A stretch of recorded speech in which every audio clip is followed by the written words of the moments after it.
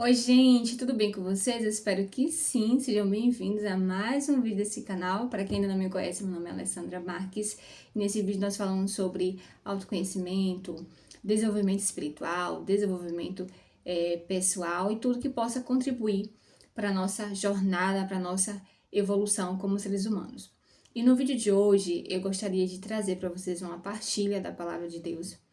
Como eu sempre digo, né, tenho meus momentos de oração, de meditação da palavra, momentos diários, porque a palavra de Deus para mim é alimento para minha alma, da mesma forma que o alimento sólido ali, né, tá para o corpo, a comida está para o corpo, a palavra do Senhor está para a nossa alma, é alimento para a nossa alma, é com ela que eu consigo ter paciência, é com ela que eu consigo ter perseverança, é com ela que eu consigo ter clareza de certas coisas da vida. E eu gostaria muito de compartilhar essa palavra com vocês, porque ela me ajudou muito, ela abriu minha mente, né? A palavra do Senhor, ela é sempre atual.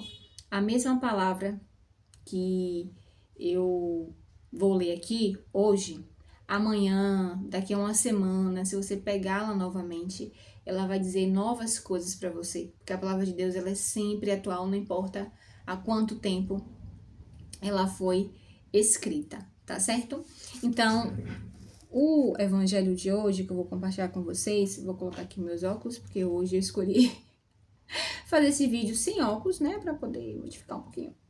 Então, vou colocar aqui os óculos para leitura, tá bom? Porque a pessoa não enxerga bem, enfim. E está no Evangelho de Marcos, capítulo 2, versículos de 1 a 12. Pelo sinal da Santa Cruz, livra-nos Deus nosso Senhor dos nossos inimigos. Em nome do Pai, do Filho, do Espírito Santo. Amém. E diz assim: Alguns dias depois, Jesus entrou novamente em Cafarnaum e souberam que ele estava em casa.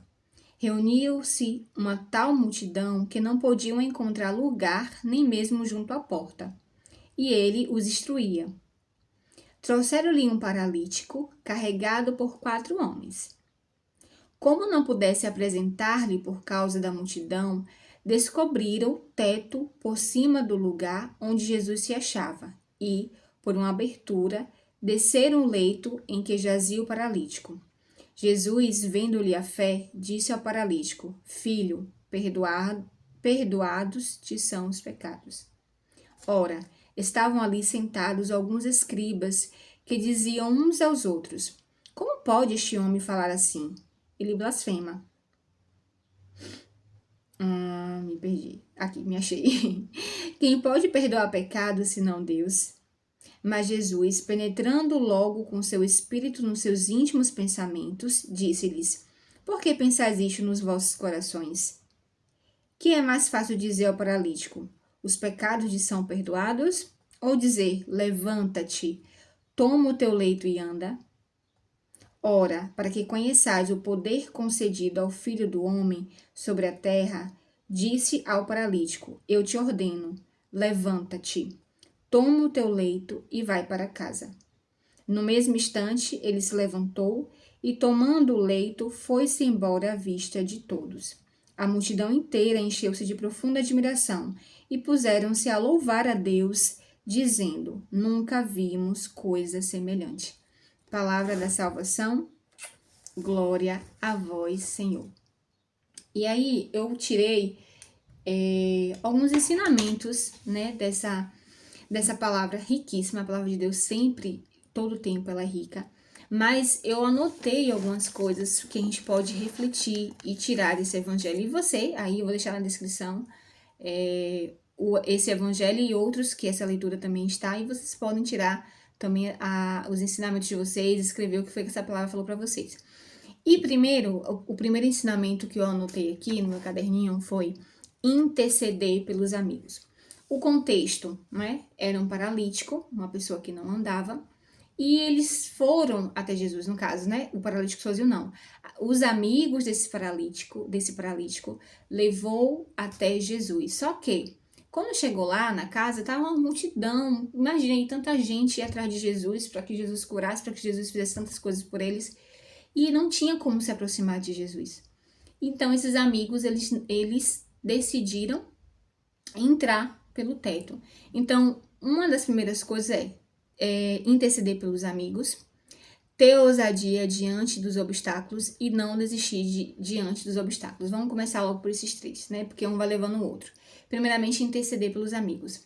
Se não fosse o amigo, os amigos, né? Como esse paralítico ia chegar até Jesus? Então, veio para mim a importância de ter amigos, né? Amigos que te aproximem de Jesus, amigos que torçam por você. Às vezes a gente não terá condições sozinho ou sozinha de fazer algo, mas a gente tem amigos. Os amigos são aqueles que caminham conosco, que nos ajudam a ser melhores.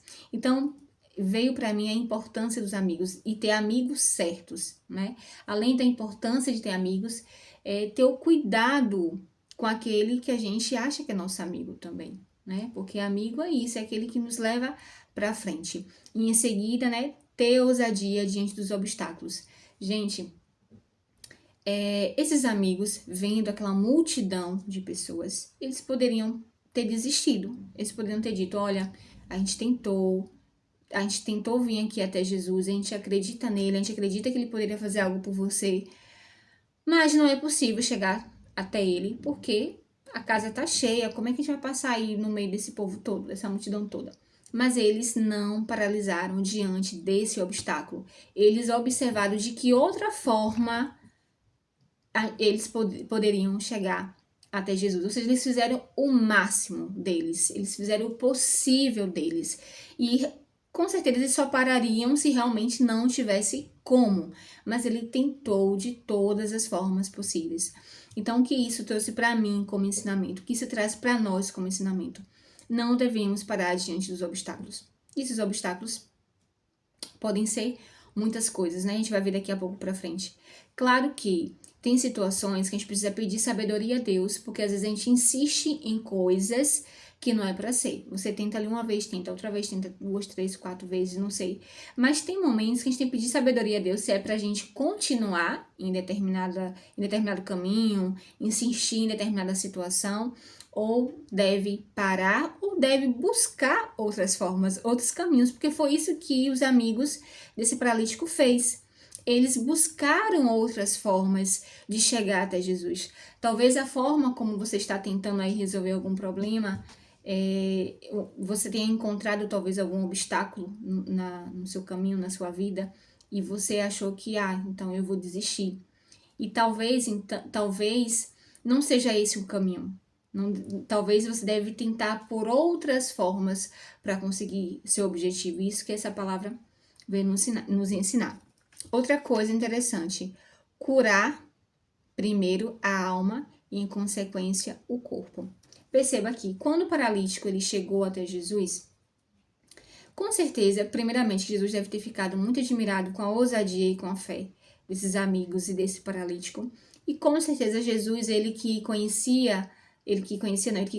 os corações, ele que conhece os pensamentos, a própria palavra fala, né, em certo ponto, que ele estava admirado com o pensamento dos outros, que estavam julgando ele. Por que pensais isso em vosso coração? Ninguém falou nada assim, né, verbalmente, inicialmente, pelo menos. Mas Jesus sabia o que essas pessoas estavam pensando. Então, Jesus com certeza já sabia que aquele paralítico, que aqueles amigos queriam a cura física para aquele homem. Mas Jesus, antes mesmo deles falarem alguma coisa, deles pedirem alguma coisa, Jesus disse, teus pecados te são perdoados. Por que Jesus não curou logo o físico deles, sabendo que a intenção do coração, o desejo do coração deles era essa, de curar o corpo? Porque Jesus, primeiramente, deu o que ele necessitava, e não o que ele queria. Deu o que ele queria também, mas primeiro deu o que ele necessitava e logo depois o que ele queria. Então, na nossa vida, a gente pode pedir muitas coisas a Deus, e não significa que ele não vai nos conceder. Mas, às vezes, a gente não pede ao Senhor primeiro aquilo que a gente precisa, ao invés daquilo que a gente quer. Então, o paralítico ele precisava primeiramente de uma cura na sua alma, no seu espírito, se livrar dos pecados, de talvez dos pesos que ele trazia dentro de si.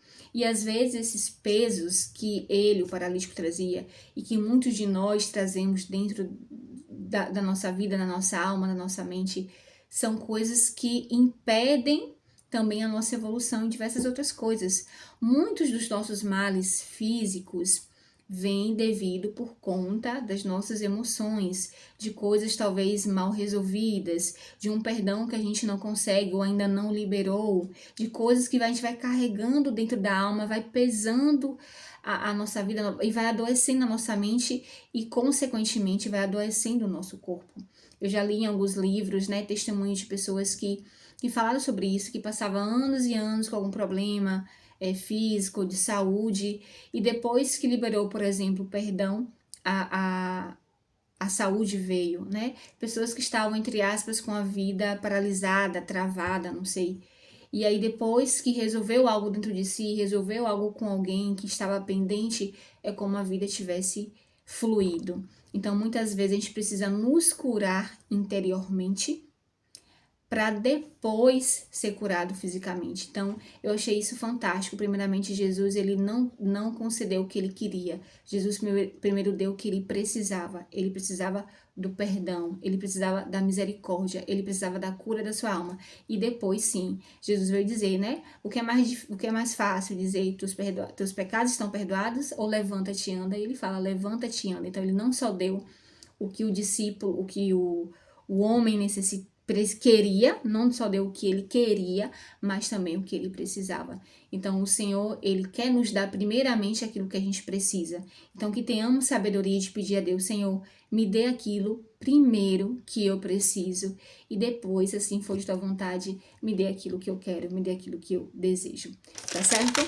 O outro ponto que eu anotei foi: muitas vezes estamos paralisados diante de algumas situações. Prisão. E quais são essas coisas que nos causam essa paralisia, digamos assim? Aí eu coloquei aquilo que nos aprisiona. Traumas, medos, ansiedades, preocupações exageradas, falta de perdão, falta de fé, falta de confiança, entre outras coisas. Como eu falei, retomando um pouco no início, né? Os amigos daquele homem, eles não pararam diante daquelas dificuldades. E o Evangelho, essa leitura, nos convida também a não pararmos, não desistir diante dos desafios. Mas quais seriam esses desafios? Né? Quais são, e eu parei para pensar, quais são os desafios que me paralisam?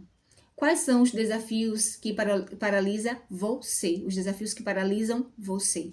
Pode ser iguais, pode ser diferente. Embora eu venha aqui e fale de Deus, embora eu tenha meus momentos de oração, de meditação da palavra, eu sou um ser humano, gente, como qualquer outra pessoa. Eu também tenho meus momentos de fraquezas, eu também tenho meus momentos ali que talvez eu vacile na fé, é por isso que eu busco diariamente para me fortalecer. Eu também tenho os meus momentos de tristezas, de dores, passo por dificuldades em diversas áreas da vida. Então, quais são, aí eu refleti, quais são os desafios que talvez me deixe paralisada? Quais são os desafios que te deixam paralisada? E muitos desses desafios, claro, tem desafios também externos, obviamente, uma dificuldade financeira, um problema familiar, uma limitação física também, pode ter várias limitações também, desafios externos. Mas veio para mim esta palavra, o que é que me paralisa? O que é que te paralisa, Alessandra? Então eu refleti alguns traumas que a gente carrega, que a gente não foi liberto. Alguns medos excessivos, medos às vezes irreais, ansiedades, preocupações exageradas. Então, N fatores que podem paralisar a nossa vida. Então, a gente tem que observar, reconhecer, localizar esses desafios e saber como se desfazer deles, como se livrar desses desafios, né? Como eu posso contornar esse desafio para chegar ao meu objetivo, como esse paralítico fez, esses amigos fizeram. Contornaram ali, enfrentaram desafios, procuraram uma outra forma de chegar ao objetivo deles, que era chegar até Jesus. E por último, e não menos importante, coloquei aqui, acabei me repetindo, né, a importância dos amigos, de ter amigos que nos leve para perto de Jesus. Não é só ter amigos. Eu tenho amigos, ótimo, amigos que me valorizam, amigos que me respeitam, amigos que me fazem ser melhor. Muito bom. Mas esses amigos te levam para Jesus? Então, se esses amigos te levam até Jesus, melhor ainda. Então, tenham amigos que levem vocês até Jesus, até a fonte. Não tenham só amigos que levem Jesus, levem até... Pera, calma. Não só tenham amigos que te levem até Jesus, mas seja esse amigo, essa amiga que leva até Jesus. Seja uma pessoa que leva os outros até Jesus, né? E verem coisas maravilhosas. E aqui no finalzinho, a multidão inteira encheu-se de profunda admiração e puseram-se a louvar a Deus, dizendo: nunca vimos coisa semelhante. Então eles viram coisas maravilhosas. E para finalizar, que a gente não deixe de agradecer e louvar a Deus por tudo. Porque às vezes a gente pede as coisas ao Senhor, o Senhor nos concede várias graças, várias curas. Mesmo que nós não mereçamos, Ele nos concede a sua misericórdia, o seu perdão. Ele nos oferece várias coisas. E algumas leituras, né, alguns salmos dizem assim: o que poderei eu oferecer ao Senhor por tudo que Ele tem me dado? O louvor, gente. Que a gente não esqueça de agradecer, que a gente não esqueça de ser gratos, independente das situações aparentemente não favoráveis, que às vezes as situações não estão favoráveis, mas que a gente possa enxergar as coisas, as pessoas com os olhos da fé. Agradeça hoje o dom da vida, agradeça por você estar falando, por você estar andando, porque tem muitas pessoas agora em leitos de hospitais, tem muitas pessoas que são dependentes de uma outra, como esse paralítico foi, de levar, de não andar, de precisar de alguém para poder levar ali, levar aqui, levar colar, de depender de alguém para dar comida na boca, de dar água. Tem gente que nem pode beber água de uma forma normal, né? Tem que ser na colherzinha, ou então só molhar os lábios. Com isso, essa semana mesmo, uma amiga estava conversando sobre isso, uma pessoa que estava no hospital, e ela não podia beber água assim de forma comum, né? Pegar um copo e não podia, tinha que ser, ó, molhar o dedo e assim. Então, tem pessoas que estão passando por situações tão difíceis que a gente nem imagina. Então, vamos aprender a ser gratos por tudo que nós recebemos de Deus, pelo sim, pelos nãos, porque o Senhor sabe o que é melhor pra gente, ainda que às vezes a gente não entenda, por conta do nosso lado humano, é natural. Então, que a gente possa ser gratos por tudo que temos hoje, por tudo que temos agora, por tudo que o Senhor nos dá e por tudo que Ele ainda nos dará. É importante a gente não esquecer de reconhecer as graças que o Senhor nos dá e de sermos gratos, né? Como diz Aninha, do grupo Exército de Deus, há um coração grato, Deus dá tudo. Então, a gratidão, como ela diz, é como se fosse a porta para todas as bênçãos.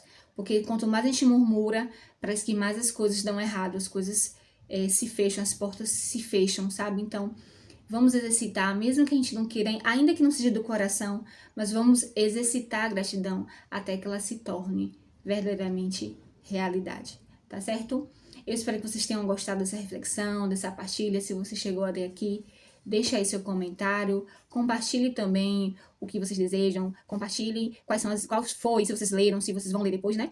Volte aqui e compartilhe a experiência de vocês, o que vocês aprenderam, o que a leitura conversou com vocês, porque a leitura pode conversar com você de forma diferente, tá certo? Um beijo pra vocês e até o próximo vídeo, se Deus quiser.